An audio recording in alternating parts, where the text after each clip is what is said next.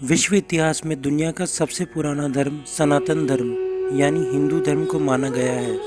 आदिकाल से इस धर्म को मानने वाले लोग इस पृथ्वी पर मौजूद हैं।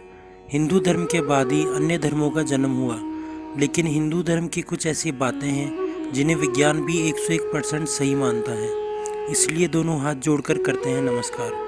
भारत में विशेष तौर पर हिंदू धर्म के लोग जब आपस में मिलते हैं तो हाथ जोड़कर अभिवादन करते हैं। हालांकि यह चलन में नहीं है।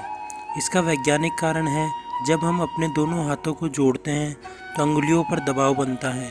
ये अंगुलियां आँख, कान और मस्तिष्क से जुड़ी होती है, जो लंबे समय तक उन्हें बेहतर रखने में सहायक होता है। भारतीय महिलाएं पैरों में इसलिए पहनती है रिंग।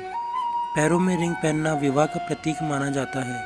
विज्ञान कहता है कि पैरों के अंगूठे के पास की अंगुली गर्भाशय की विशेष तंत्रिका से जुड़ी होती है और इसके पास की अंगुली हृदय के पास होती है।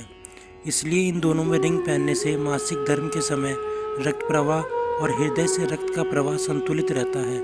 नदी में इसलिए फेंकते हैं सिक्के। आमतौर पर ऐसा कहा जाता है कि ऐसा शुभ सूचक होता है, लेकिन विज्ञान कहता है कि पुराने समय में सिक्के तांबे और चांदी के हुआ करते थे। नदी में फेंकने पर उसके पानी में उन तत्वों का समावेश होता था। इन तत्वों की शरीर को भी ज़रूरत होती थी। ऐसे में ये जल के द्वारा मिल जाया करते थे। इसलिए माथे पर लगाते हैं कुमकुम और तिलक। विज्ञान कहता है कि मस्तिष्क मानव शरीर का सबसे मुख्य अंग है और मस्तिष्क में भी माथा मुख्य है। ऐसे में यदि हम चंदन का तिलक या लाल कुमकुम लगाते हैं तो हमारे मस्तिष्क की ऊर्जा एक जगह केंद्रित रहती है।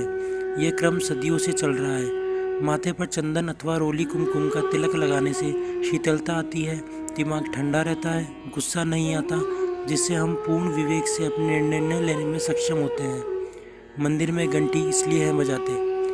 जब भी हम मंदिर जाते हैं तो सबसे पहले मंदिर की घंटी बजाते हैं। विज्ञान कहता है कि ऐसा करने पर जब हम घंटी बजाते हैं तो हमारा मन एकाग्र हो जाता है। जब घंटी बजाते हैं तो वातावरण में कंपन पैदा होता है और ये वायुमंडल की वजह से काफ़ी दूर तक जाता है।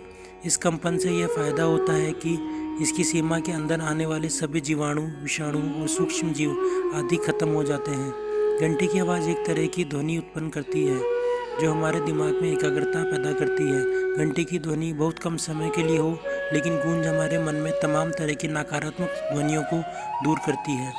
धर्म से जुड़ी ऐसे ही रोचक तथ्य के लिए हमारे चैनल को सब्सक्राइब कर बेल आइकन को दबा दीजिए। जय श्री राम।